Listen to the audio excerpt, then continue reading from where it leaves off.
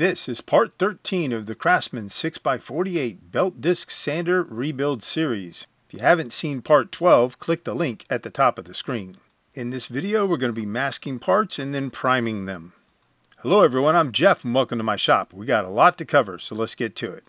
Okay, so here we are with the two end shields for the motor, and I've got some plugs that I've cut out of 1/2 inch thick floor foam that are roughly the same diameter as the bearings, and I'm just going to push those in.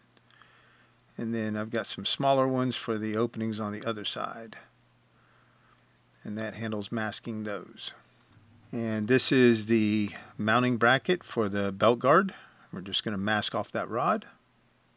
This is the table support bracket, and we're just going to mask the bearing bore and then any of the milled surface. So on that back side there, all that milled surface. I'm just using masking tape for this stuff.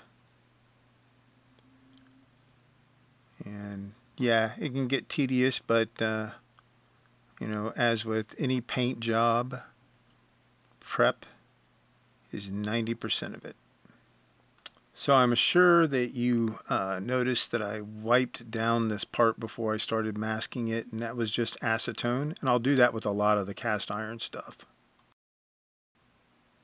So the original paint was not, well, the milled surfaces were not painted, so that's why we're not painting them.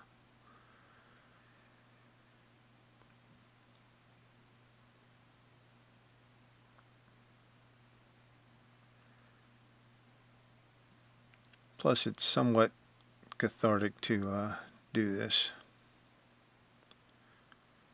at least to me.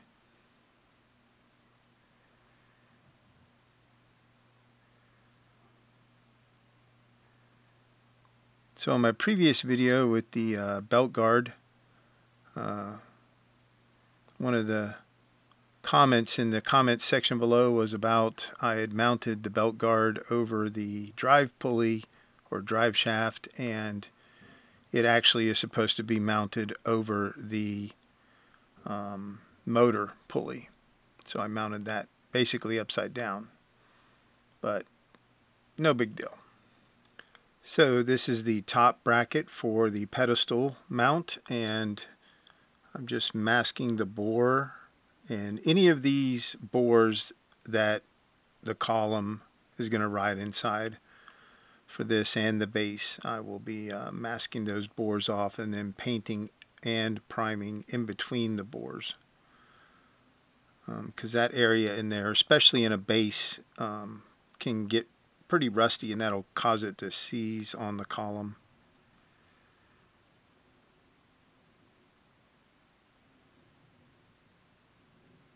And just filling in the various bores on there with those silicone plugs.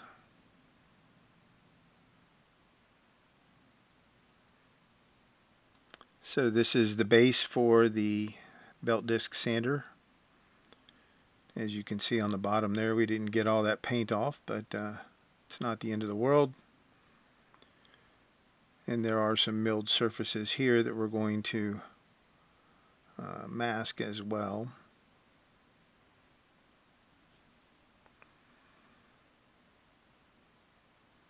And we're actually going to come back and paint a second color on this part and the base for the pedestal as well, but we're just going to mask it for the initial paint, and then once that paint is cured, we'll paint that second color. So as you can see, there are several bores there.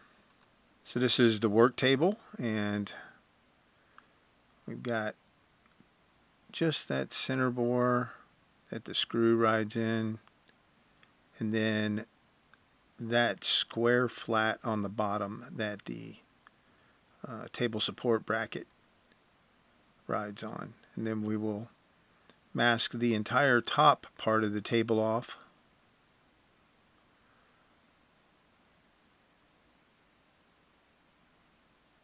And this table actually has kind of a unique cutout slide cut out there for the miter, in that it's a different size from what's normally seen on this, well, I guess later era Craftsman tables for everything, for the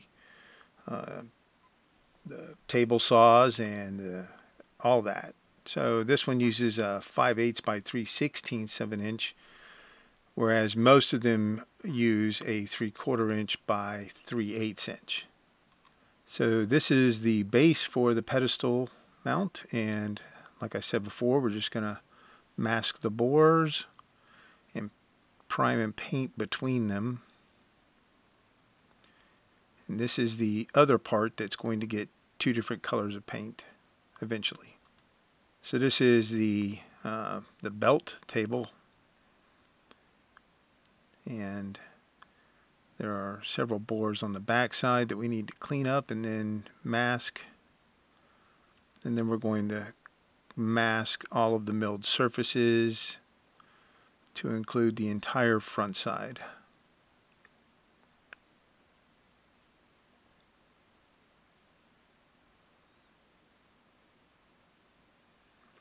Now, one thing I should mention here is that the left bore, I believe, has a kind of a little edge on the inside of it for the bearing. The bearings that are used on this, one of them will have an external snap ring on it. And they're both the same bearing. You can get two of them with the snap rings, but you're going to remove the snap ring from the other side. Otherwise, you'll never get it together. But that snap ring actually prevents the bearing from going any further in one direction, depending on how you assemble it. We'll get on all that once we get to the assembly, though. And I'll hopefully explain it a little better. So this paper that I'm using to mask with is just wax paper. I like using it, and it saves me on having to tape everything. And this is the disc, and it's aluminum. I believe the original was cast iron. On my other belt disc sander, it is a cast iron disc. I don't use one on my belt disc sander, and although I'm putting this one with this belt disc sander, I don't think my sister's going to use it either. And this is the stator. So we're just being very careful not to damage those windings. And then we're kind of just stuffing all the other connected lead wires down inside the stator.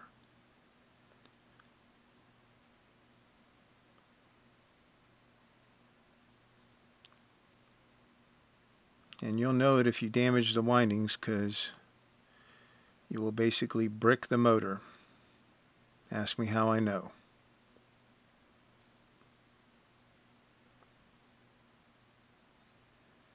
So that's everything with masking. So we're going to get to priming. I'm using this Rust-Oleum self-etching primer, and it is 249322.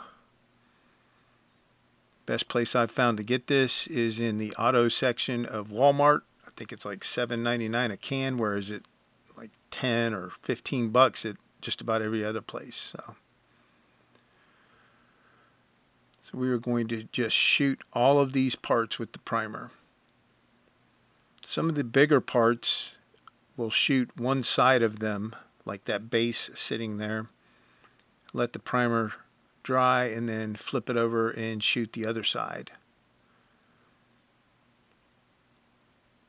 And a lot of this stuff we can shoot and hang up, and then by the time we are done shooting all of it, we can come back and it's already dry. We're ready to paint at that point.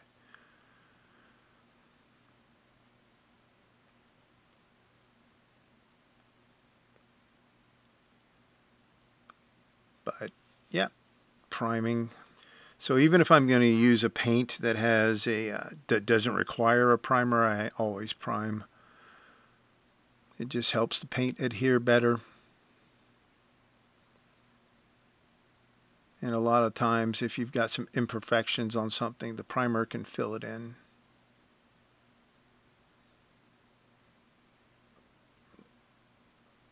So since I'm going to be using a couple different colors when we get to painting, as I'm pulling this stuff off of here, I'm kind of segregating it into different areas of my shop so that I know what's going to get what color.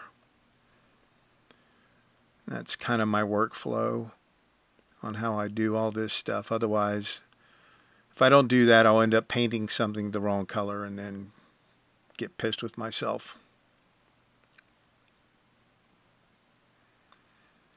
So I think I ended up going through 3 cans of primer for all this stuff. I can't remember now. So this is the table and the top mounting bracket for the pedestal. And these are examples of parts that we're going to paint or mask one side, set them aside, let them dry, then come back and shoot them again on the other side. And this is the base and the disc.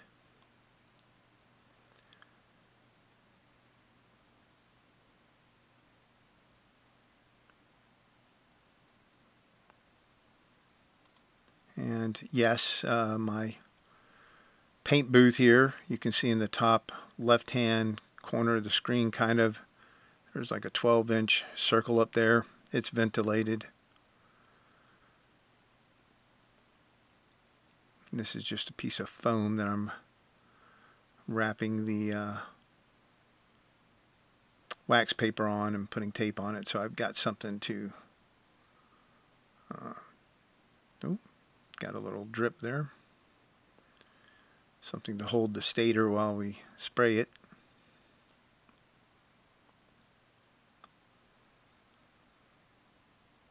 And here we are with the base again, and the other side of it is already dry, so we can shoot this side.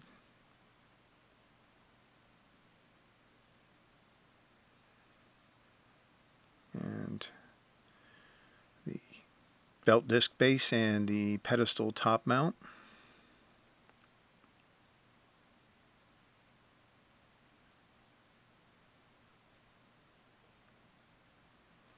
And then the belt table.